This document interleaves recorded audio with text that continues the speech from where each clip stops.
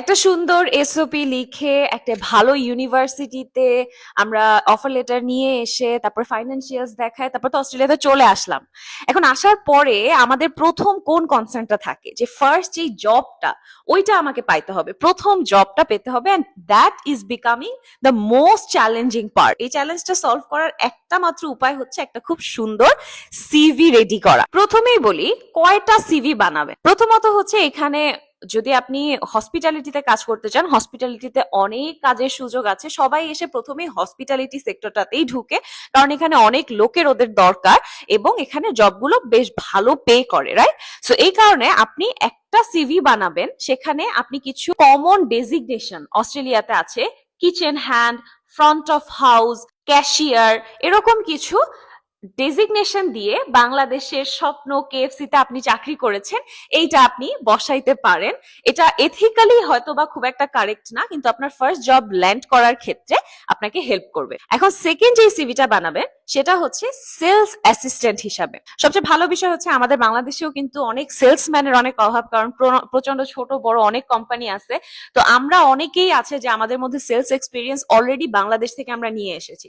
So skill কিন্তু আমাদের মধ্যে নিয়ে বসে থাকলে হবে না, আমাদেরকে সেই স্কিলটা কি সেল করতে হবে। যখন আমরা একটা চাকরি পাচ্ছি তার মানে কি আমি আমার স্কিলটা সেল করে সেই চাকরিটা পাচ্ছি। যে সেলস অ্যাসিস্ট্যান্ট হিসাবে আমরা কোথাও বাংলাদেশে কাজ করেছি কিনা।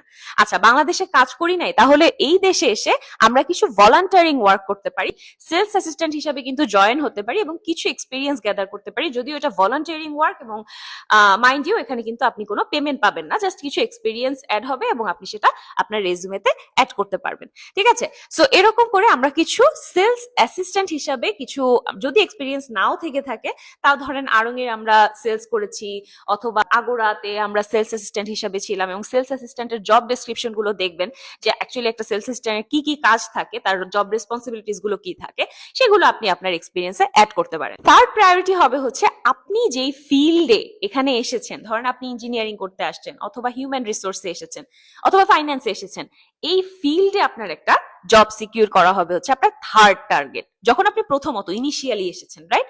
তো এখন তো আপনার জন্য একটা জব, প্রথমত আপনার একটা জব দরকার। এখনই তো আপনি ফাইন্যান্সে যাচ্ছেন না, এখনই হিউম্যান রিসোর্সে যাচ্ছেন না, এখনই ইঞ্জিনিয়ারিং করতে যাচ্ছেন না। তো এখন আপাতত আপনার যেহেতু লাইভলিহুডের জন্য দরকার, এটাকে আমি বলবো থার্ড একটা অপশনে রাখার জন্য, যে আপনি একটা সুন্দর সিভি ড্রাফট করেন, যে আপনার যদি দেশে কোনো এক্সপিরিয়েন্স থেকে থাকে সেম ভাবেই। এরপরে যে বিষয়টা আসে যে সিভিটা যে আমরা বিল্ড করব, এই সিভিটার প্রথমে কি দিব, শেষে কি দিব, কোথায় বানাবো, এখানে কিন্তু plagiarism plays a very important role. কারণ এখানে হিউম্যান দিয়ে চেক হওয়ার থেকে প্রথমেই একটা মেশিন দিয়ে চেক হয় যে আপনার সিভিটা এটিএস ফ্রেন্ডলি কিনা, অথবা আপনার সিভিটা মানুষের কাছে যাওয়ার যোগ্য কিনা। আপনি কি এআই দিয়ে মেক করেছেন নাকি নিজে নিজে মেক করেছেন?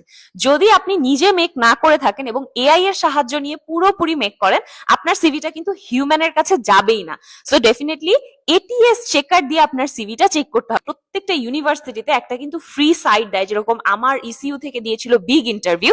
আপনারা যদি চান আপনারা বিগ ইন্টারভিউ রেজুমেতেও যেতে পারেন, অথবা আপনাদের যে স্টুডেন্ট হাব আছে যে ভার্সিটিতে পড়ছেন সেখানে গিয়ে খোঁজ নিবেন যে আমাকে কি এরকম সিভি মেকার আমাদেরকে ফ্রিতে অফার করে কিনা। Now I am getting late for work, so I am signing off, and remember, if you need any help you can reach me out anytime. Thank you so much.